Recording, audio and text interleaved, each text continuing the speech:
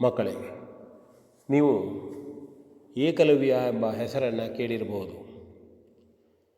ಮಹಾಭಾರತದಲ್ಲಿ ಬರತಕ್ಕಂತಹ ಒಬ್ಬ ವ್ಯಕ್ತಿ.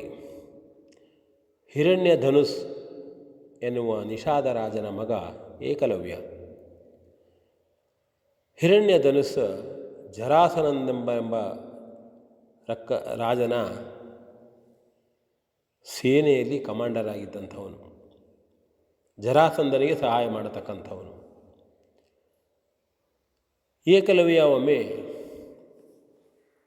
ಬಿಲ್ಲುವಿದ್ಯೆಯನ್ನು ತಾನು ಕಲಿಯಬೇಕು ಎನ್ನುವ ಕಾರಣಕ್ಕಾಗಿ ದ್ರೋಣಾಚಾರ್ಯರಲ್ಲಿಗೆ ಬಂದು ತನಗೆ ಕಲಿಸಬೇಕು ಎಂಬುದಾಗಿ ಕೇಳುತ್ತಾನೆ. ಆಗ ದ್ರೋಣಾಚಾರ್ಯರು ತಾನು ಕಲಿಸುತ್ತಿರುವುದು ಅರಸು ಮಕ್ಕಳಿಗೆ ಮಾತ್ರ, ನಿನಗೆ ಕಲಿಸಲು ಆಗದು ಎಂಬುದಾಗಿ ಇನ್ಕಾರ ಮಾಡುತ್ತಾರೆ. ಆಗ ಏಕಲವ್ಯನಿಗೆ ತುಂಬ ಬೇಸರವಾಗ್ತದೆ. ಹಿಂದಿರುಗುತ್ತಾನೆ ಅವನು. ಆದರೆ ದ್ರೋಣಾಚಾರ್ಯರು ತಮ್ಮ ಗುರುಗಳು ಎನ್ನುವತಕ್ಕಂತಹ ದೃಢ ನಿರ್ಣಯವನ್ನು ಅವನು ಮನಸ್ಸಿನಲ್ಲಿ ತಾಳ್ತಾನೆ. ದ್ರೋಣಾಚಾರ್ಯರು ನಡೆದಂತಹ ದಾರಿಯಲ್ಲಿ ಹೋಗಿ ಅಲ್ಲಿಯ ಮಣ್ಣನ್ನು ತಂದು ದ್ರೋಣಾಚಾರ್ಯರ ಒಂದು ಆಕೃತಿಯನ್ನು ರಚಿಸಿಕೊಂಡು ಪ್ರತಿಮೆಯನ್ನು ಚಿಕ್ಕದಾಗಿ ಮಾಡಿಕೊಂಡು ಪೂಜಿಸುತ್ತಾನೆ. ದ್ರೋಣಾಚಾರ್ಯರೇ ತನಗೆ ಕಲಿಸುತ್ತಿದ್ದಾರೆ ಎನ್ನುತಕ್ಕಂತಹ ಭಾವನೆಯಲ್ಲಿ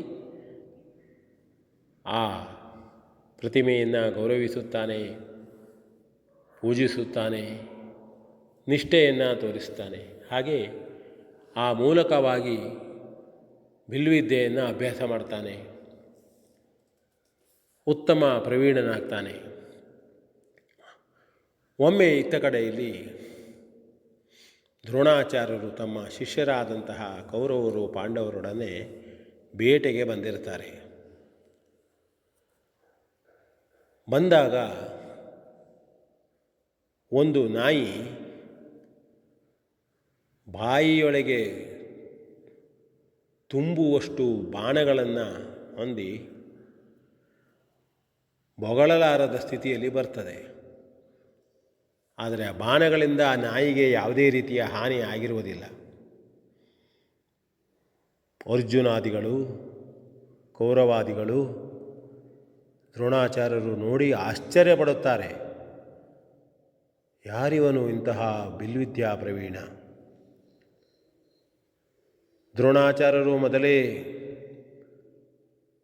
ನಿರ್ಣಯಿಸಿದವರು, ಅರ್ಜುನನನ್ನು ಏಕಮೇವ ಬಿಲ್ವಿದ್ಯಾ ಪ್ರವೀಣನಾಗಿ ಮಾಡ್ತೇನೆ, ಜಗದೇಕ ವೀರನನ್ನಾಗಿ ಮಾಡ್ತೇನೆ ಎಂಬುದಾಗಿ ಪಣವನ್ನು ತೊಟ್ಟಂಥವರು. ಇಂತಹ ಬಿಲ್ಲುವಿದ್ಯೆಯನ್ನು ಕಂಡಾಗ ಅವರನ್ನು ಹುಡುಕುತ್ತಾ ಅವರು ಹೋದಾಗ ಏಕಲವ್ಯನ ದರ್ಶನ ಆಗ್ತದೆ. ಕೇಳ್ತಾರವರು ಏಕಲವ್ಯನಿಗೆ, ಏನಯ್ಯ, ಯಾರು ನಿನಗೆ ಬಿಲ್ಲುವಿದ್ಯೆಯನ್ನು ಕಲಿಸಿದವರು? ಏಕಲವ್ಯ ಹೇಳ್ತಾನೆ, ಸ್ವಾಮಿ, ನೀವೇ ನನ್ನ ಗುರುಗಳು, ದ್ರೋಣಾಚಾರ್ಯರು. ಮನದಲ್ಲಿ ಸದಾ ನಿಮ್ಮನ್ನೇ ಸ್ಮರಿಸುತ್ತಾ ನೀವೇ ನನ್ನ ಗುರುಗಳಾಗಿ ಮನಃಪೂರ್ವಕವಾಗಿ ಸ್ವೀಕರಿಸಿ ಭಕ್ತಿಯಿಂದ ವಿದ್ಯೆಯನ್ನು ಕಲಿತಿದ್ದೇನೆ, ನೀವೇ ನನಗೆ ಕಲಿಸಿದವರು ಅಂತಾನೆ. ಆಗ ದ್ರೋಣಾಚಾರ್ಯರಿಗೆ ಮತ್ತು ಇರುಸು ಮುರುಸಾಗ್ತದೆ.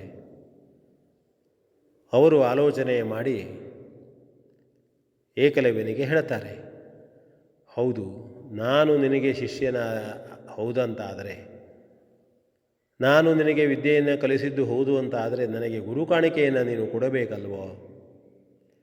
ಏಕಲವ್ಯನು ಹೌದೆಂದು ತಲೆಬಾಗಿಸುತ್ತಾನೆ. ಏನನ್ನ ಕೊಡಬೇಕು ಗುರುಗಳೇ?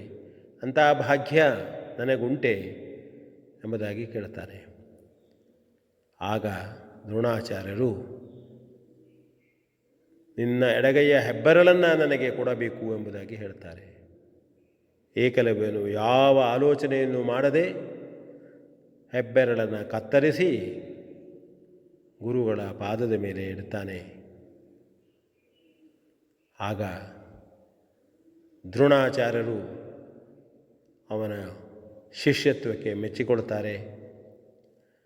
ಜಗತ್ತೇ ಇವತ್ತು ಏಕಲವ್ಯನ ಗುರುವಿನ ಭಕ್ತಿಯನ್ನು ನೆನೆಸಿಕೊಳ್ತಾ ಇದೆ. ಇದು ಏಕಲವ್ಯನ ಕತೆ. ಇದನ್ನು ತಿಳಿದುಕೊಳ್ಳಬೇಕು. ಗುರುವಿನ ಮೇಲೆ ಶ್ರದ್ಧೆಯಿಂದ ನಾವು ಅಭ್ಯಾಸ ಮಾಡಿದರೆ, ಗುರುವಿನ ಮೇಲೆ ಭಕ್ತಿಯಿಂದ ನಾವು ಅಭ್ಯಾಸ ಮಾಡಿದರೆ ಪರಿಣಾಮ ಏನು ಹೇಳ್ತಕ್ಕಂಥದ್ದನ್ನು ಈ ಕತೆ ನಮಗೆ ತಿಳಿಸ್ತದೆ. ಅದಕ್ಕೆ ಏಕಲವ್ಯನೂ ನಮಗೆ ಒಂದು ಉದಾಹರಣೆ ಅಂತ ಹೇಳ್ತಾ ವಿ ಎನ್ ಭಾಗವತ್, ಬರಬಳ್ಳಿ.